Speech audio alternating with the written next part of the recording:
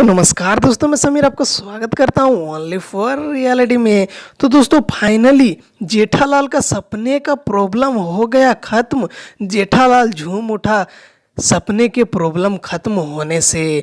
तो दोस्तों सीन कुछ ऐसा है कि जब जेठालाल मदद करता है जरूरतमंद लड़के की, तो दोस्तों उसका सपने का प्रॉब्लम, जैसे कि उसके सासू माँ ने नुस्खा दिया था, उस नुस्खे से उसका प्रॉब्लम खत्म हो जाता है। तो खैर चलिए दोस्तों बात करते हैं आज के एपिसोड की। तो सुबह जेठालाल सबसे पहले उठ जाता है। उठने के बाद जेठालाल को विश्वास नहीं होता है कि मैं सुबह उठ गया हूँ, वो भी बिना सपने देखे। वो घड़ी में टाइम देखता है कि सही में सुबह हुआ है कि नहीं। उसके बाद अपने हाथ में चींटी काट के देखता है और चींटी काटने से पता चलता है कि हाँ, बिना सपने का मैं उठ चुका हूँ, ये सपना नहीं है।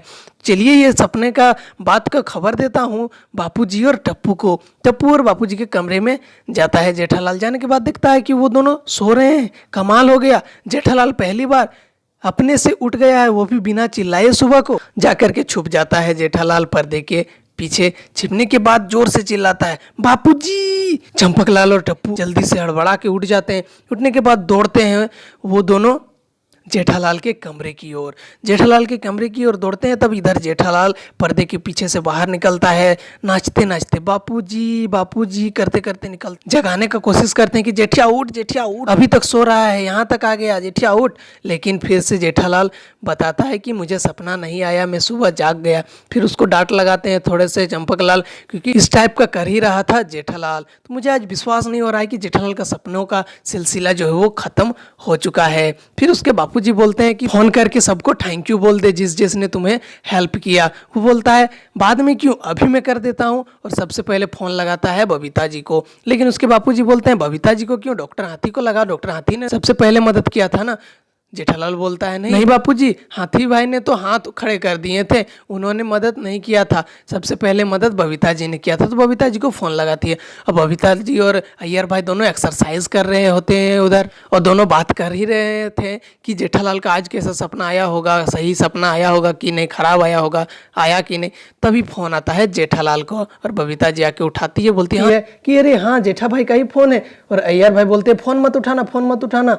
फिर से बबीता जी फिर फोन उठा लेती है अय्यर को समझाने के बाद। और फोन उठाने के बाद फिर जब बात करने लगते हैं तो जेठालाल बबीता जी के तारीफ में झड़िए लगा देता है। उसके बाद फिर से वो लोग बात करने के बाद फोन फिर से कट करते हैं और अब फोन करते हैं जेठालाल अपने परम मित्र मेहता साहब को। मेहता साहब को तो आपको पता ही है कि डाइट फूड खा खा के उनको पूरा परेशान कर दिया है अंजलि ने। लेकिन जेठालाल खाने के बारे में ही बात करे जाता है, कभी समोसे के बारे में बात करता है, कभी जलेबी फाफड़ा के बारे में बात करता है। लेकिन मेहता साहब समझाते हैं कि भाई ऐसा मत कर, मुझे तकलीफ होती है। फिर उसको बोलता है कि आपको पार्टी दूंगा। और फिर वहां पर उनसे भी बात हो जाता है, फोन को वो भी कट कर देते हैं। कट करने के बाद जेठालाल बोलता है हाँ सबका फोन हो गया, अब किसी को फोन नहीं करना है। लेकिन बापूजी फिर बोलते हैं अरे जेठिया, जिसने तुम्हें सलाह दिया था उसको तो तुमने फोन करना भूल गया, मेन आदमी को तो तुमने फोन ही नहीं किया। जेठालाल बोलता है किसको बापूजी? बापूजी याद दिलाते हैं कि सुंदर नहीं तो आइडिया दिया था ना।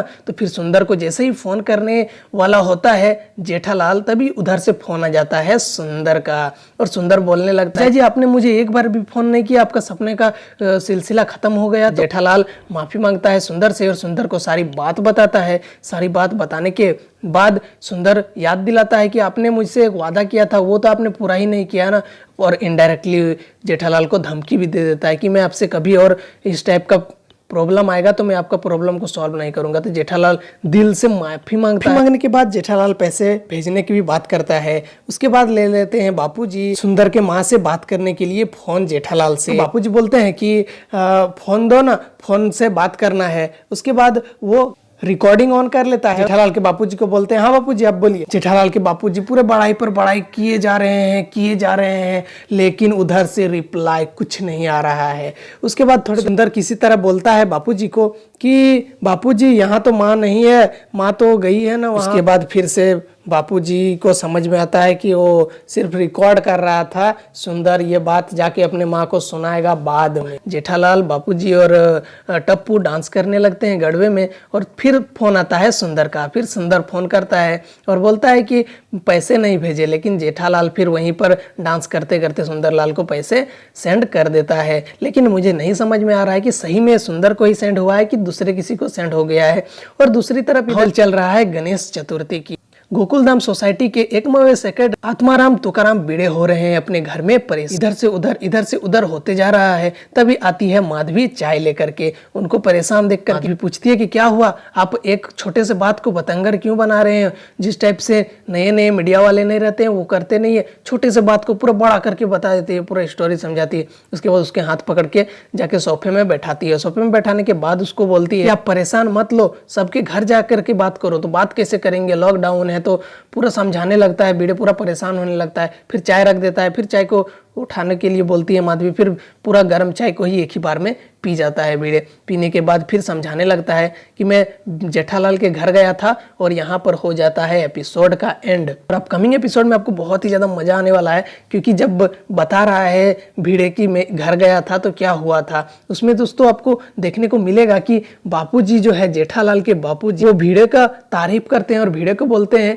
कि मैं तुझे गोद लूंगा। और इस बात को सुनकर जेठालाल भी चौंक जाता है। भिड़े का तो मुंह से एक भी शब्द निकलने को तैयार नहीं है। दोस्तों इस टाइप का एपिसोड होने वाला है, बहुत ही ज्यादा मजा आने वाला है आपको। दोस्तों चैनल पर नहीं हो तो सब्सक्राइब कर लो, वीडियो पसंद आई है तो लाइक कर दीजिए। तो चलिए मिलते हैं नेक्स्ट वीडियो में।